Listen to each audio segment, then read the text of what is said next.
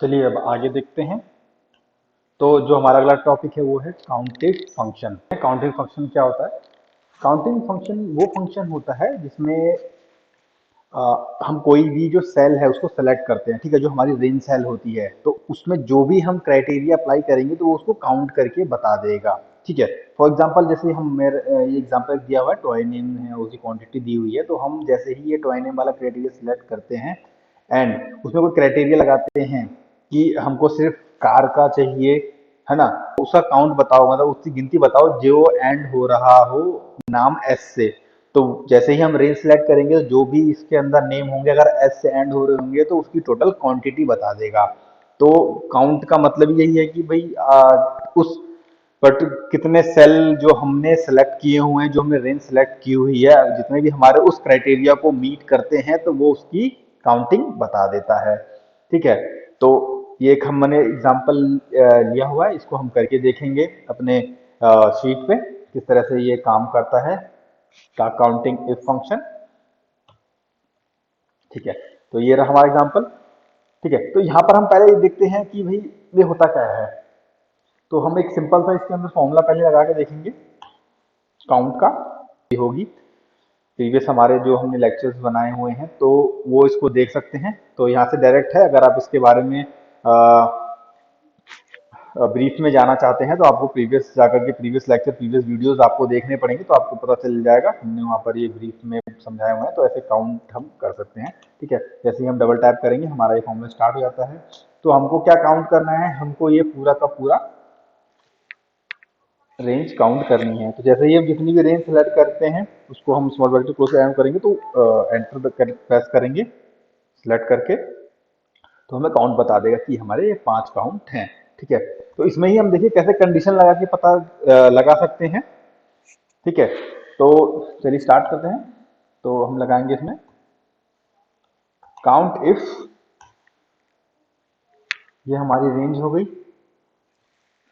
इसको हम सेपरेट कर देंगे आर्गुमेंट को कॉमा से, इन्वर्टेड कॉमा से हम अपना क्राइटेरिया स्टार्ट करते हैं। उसका रेंज बताना है, क्राइटेरिया बताना है, फिर उसका एवरेज रेंज हो गया या सम रेंज हो गया। इसमें सिर्फ दो ही चीज़ें हमको रिक्वायरमेंट होती हैं, एक तो रेंज एक तो क्राइटेरिया। ठीक है। एक बार हम फिर डेफिनेशन में देख लेते हैं इसकी। ठीक है। ये हमारा सिंटेक्स है। तो सिंटेक्स इस तरीके से होता है, count if range and criteria. सिर्फ इसमें दो ही चीजों की रिक्वायरमेंट होती है, तो जो भी हम रेंज सेलेक्ट करते हैं उसके बाद हमको क्राइटेरिया देना होता है। ठीक है। तो इसमें हम हर कॉलम का अलग अलग अपना क्राइटेरिया हो सकता है, तो हर कॉलम के अंदर हम उसका काउंट बता सकते हैं। ठीक है। तो इसमें हम कुछ एग्जाम्पल करके देखेंगे, आप उसमें अच्छा बेटर अंडरस्टैंड कर पाएंगे। तो देखिए, ठीक है, तो हमने हमें काउंट इफ कर लिया। तो हम इसमें पता लगाना चाहते हैं कि कार्स के कितने हमारे पास सेल हैं। ठीक है। तो वो उसको काउंट करके बताएगा। जैसे ही हम इसको सेलेक्ट करते हैं तो हमको यहाँ पर कॉमा लगाने की जरूरत नहीं है, सिंपल हम इसको क्लोज कर देंगे तो ये हमारा काउंट करके बता देगा 2। देख पा रहे हैं कार का 1 और 2 है। ठीक है। और ऐसे ही हम इसमें पता लगा एक कि हम डायरेक्ट कैसे सिलेक्ट करें, ये चेक करेंगे इसमें वो काम करता है कि नहीं करता। तो हम काउंट का फॉर्मूला लगाएंगे, काउंट इफ स्मॉल ब्रैकेट से फॉर्मूला स्टार्ट करते हैं, रेंज सिलेक्ट करेंगे हम, और इसमें क्या रिक्वायरमेंट है, अब हमको रिक्वायरमेंट है किसी क्राइटेरिया की। तो हम चाहते हैं हमें बताए एरोप्लेन्स के कितने सेल हैं। ठीक है। कितने हमारे पास कितना डाटा है एरोप्लेन का, कितने सेल में डाटा है, तो वो हमको बताएगा ये। तो ये हमारा खत्म हो गया, सिंपल हम अपना ब्रैकेट क्लोज करेंगे, एंटर 1। ठीक है। तो हमको यहाँ पर जैसे ये हो गया, मैंने पहले ही बताया हुआ है कि अगर कोई भी गिनती है, कोई भी नंबर है ना, या इस तरह से कोई भी हम सेल सेलेक्ट करते हैं तो उसमें हमें इन्वर्टेड कॉमा की रिक्वायरमेंट नहीं होती है। आप उस क्राइटेरिया को डायरेक्ट भी लिख करके अपना काम कर सकते हैं। एंड हो रहे हैं इसमें जो ट्वाइस नेम है उसमें ईएस कितनी सेल में है, तो देखिए उसे कैसे निकालेंगे। काउंट इफ अपना स्मॉल ब्रैकेट से फॉर्मूला स्टार्ट करेंगे एंड रेंज सेलेक्ट कर ली हमने। अब देखिए हम इसमें क्या निकालना चाहते हैं।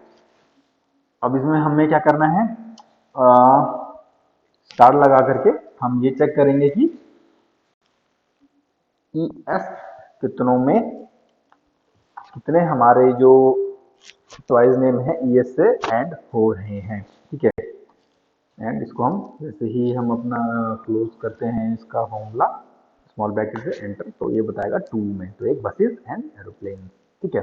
तो इस तरीके से हम इसको कर सकते हैं। हम चाहे तो ये भी चेक कर सकते हैं सिंपल एस कितनों में है, या फिर हम, मैं क्या समझाना चाह रहा हूँ, मैं ये समझाना चाह रहा हूँ कि जैसे इसमें एस है ई एस है, जैसे ये हमारा कार है, इसमें 4 हमारे अल्फाबेट हैं, ठीक है। हमारे कार में 4 अल्फाबेट हैं, बस में 5 हैं, ट्रेन में हमारे ट्रेन में 6 हैं, ठीक है।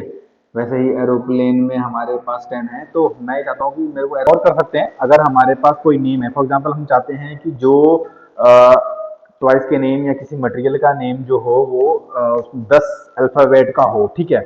तो हम उसको कैसे कर सकते हैं, हम चाहते हैं सिर्फ हमारे पास उतना ही आए जो 10 अल्फाबेट वाले नेम हो या उससे बड़े हों, ठीक है। उनका हम चाहते हैं कि उनका काउंट हमको होके मिल जाए। तो उसको कैसे कर सकते हैं, देखिए इक्वल टू हम साइन अपना लगाएंगे फॉर्मूला स्टार्ट करने के लिए, फिर काउंट इफ, फॉर्मूला स्टार्ट करेंगे स्मॉल ब्रैकेट से, हमें अब सिलेक्ट करनी है रेंज, ठीक है। रेंज सिलेक्ट करते हैं, अपना आर्गुमेंट क्लोज करेंगे।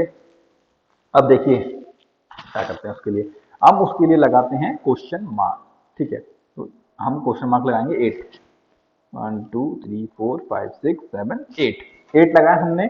एंड हमें चाहते हैं ई एस आए, उसको उसके पीछे ई एस भी हो, अगर ना भी हो तो हम इसको 9 10 कर देंगे एंड इसको हम क्लोज कर देंगे, तो वो हमको शो कर देगा, ठीक है। जैसे हम इसको क्लोज करते हैं एंड हम अपना ये फॉर्मूला क्लोज करेंगे, एंटर 1, ठीक है। देख पा रहे हो ये इसने काउंट किया है कि अगर कोई 10 अल्फाबेट हैं जिनमें जिसके भी नेम में, उसको ये कैलकुलेट करके इसने निकाला है इस पूरे जो हमने कॉलम सेलेक्ट किया है उसमें से, ठीक है। तो एक सेल के अंदर हमारा 1 है।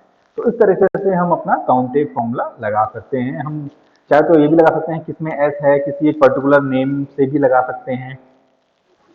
चलिए अब आगे बढ़ते हैं।